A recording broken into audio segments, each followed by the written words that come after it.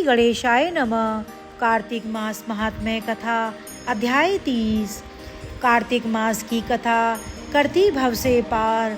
तीसरा अध्याय लिखूं हुई हरि कृपा अपार। भगवान श्री कृष्ण सत्यभामा से बोले, हे प्रिय, नारद जी के यह वचन सुनकर महाराजा पृथु बहुत आश्चर्यचकित हुए। अंत में उन्होंने नारद जी का पूजन करके उनको विदा किया। इसलिए माघ, कार्तिक और एकादशी यह 3 व्रत मुझे अत्यधिक प्रिय हैं। वनस्पतियों में तुलसी, महीनों में कार्तिक, तिथियों में एकादशी और क्षेत्रों में प्रयाग मुझे बहुत प्रिय है। जो मनुष्य इंद्रियों पर विजय प्राप्त कर इनका सेवन करता है वह मुझे यज्ञ करने वाले मनुष्य से भी अधिक प्रिय है। जो मनुष्य विधि पूर्वक इनकी सेवा करते हैं, मेरी कृपा से उन्हें समस्त पापों से छुटकारा मिल जाता है। भगवान श्री कृष्ण के वचन सुनकर सत्यभामा ने कहा कि हे प्रभु, आपने बहुत ही अद्भुत बात कही है कि दूसरों के लिए पुण्य के फल से कलह की मुक्ति हो गई। यह प्रभावशाली कार्तिक मास आपको अधिक प्रिय है, जिससे पतिद्रोह का पाप केवल स्नान के पुण्य से ही नष्ट हो गया। दूसरे मनुष्य द्वारा किया हुआ पुण्य उसके देने से किस प्रकार मिल जाता है, आप यह मुझे बताने की कृपा करें। श्री भगवान कृष्ण बोले कि श्रीये प्रिय, जिस प्रकार कर्म द्वारा बिना दिया हुआ पुण्य और पाप मिलता है उसे ध्यानपूर्वक सुनो। सतयुग में देश, ग्राम तथा कुलों को दिया पुण्य या पाप मिलता था, किंतु कलयुग में केवल कर्ता को ही पाप तथा पुण्य का फल भोगना पड़ता है। संसर्ग न करने पर भी वह व्यवस्था की गई है और संसर्ग से पाप व पुण्य दूसरों को मिलते हैं, उसकी व्यवस्था भी सुनो। पढ़ना, पढ़ाना, यज्ञ कराना और एक साथ भोजन करने से पाप पुण्य का आधा आधा फल मिलता है। एक आसन पर बैठने तथा सवारी पर चढ़ने से, श्वास के आने जाने से पुण्य व पाप का चौथा भाग जीव मात्र को मिलता है। छूने से, भोजन करने से और दूसरों की स्तुति करने से पुण्य और पाप छठवां भाग मिलता है।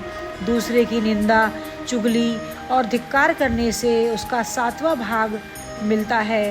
पुण्य करने वाले मनुष्यों की जो कोई सेवा करता है वह सेवा का भाग लेता है और अपना पुण्य उसे देता है। नौकर और शिष्य के अतिरिक्त जो मनुष्य दूसरे से सेवा कराकर उसे पैसे नहीं देता वह सेवक उसके पुण्य का भागी होता है।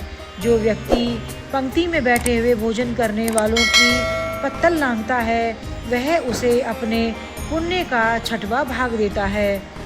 स्नान तथा ध्यान आदि करते हुए मनुष्य जो भी व्यक्ति बातचीत करता है या उसे छूता है वह अपने पुण्य का 6वां भाग दे डालता है। जो मनुष्य धर्म के कार्य के लिए दूसरों से धन मांगता है वह पुण्य का भागी होता है। ठीक उसी प्रकार जिस प्रकार की दान करने वाला पुण्य का भागी होता है, जो मनुष्य धर्म का उपदेश करता है और उसके बाद सुनने वाले से याचना करता है वह अपने पुण्य का 6वां भाग उसे दे देता है। जो मनुष्य दूसरों का धन चुराकर उससे धर्म करता है वह चोरी का फल भोगता है और शीघ्र ही निर्धन हो जाता है। और जिसका धन चुराता है वह पुण्य का भागी होता है। बिना ऋण उतारे जो मनुष्य मृत्यु को प्राप्त होता है उसको ऋण देने वाले सज्जन पुरुष पुण्य के भागी होते हैं। शिक्षा देने वाला, सलाह देने वाला, सामग्री को जुटाने वाला तथा प्रेरणा देने वाला यह पाप और पुण्य के 6ठे भाग को प्राप्त करते हैं। राजा प्रजा के पाप पुण्य के षष्ठांश का भोगी होता है। गुरु शिष्यों का, पति पत्नी का, पिता पुत्र का, स्त्री पति के पुण्य का 6ठा भाग पाती है। पति को प्रसन्न करने वाली आज्ञाकारी स्त्री पति के लिए पुण्य का आधा भाग ले लेती है। जो पुण्यात्मा पराये लोगों को दान करते हैं वह उनके पुण्य का 6ठा भाग प्राप्त करते हैं।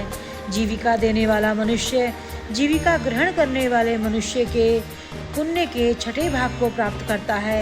इस प्रकार दूसरों के लिए पुण्य अथवा पाप किए बिना भी दूसरे को मिल सकते हैं, किंतु यह नियम जो कि मैंने बतलाए हैं ये कलयुग में लागू नहीं होते। कलयुग में तो एकमात्र कर्ता को ही अपने पाप व पुण्य भोगने पड़ते हैं। इस संबंध में एक बड़ा पुराना इतिहास है जो कि पवित्र भी है और बुद्धि प्रदान करने वाला कहा जाता है। उसे ध्यानपूर्वक सुनो। यह इतिहास 31वें अध्याय में बताया जाएगा। जय श्री हरि।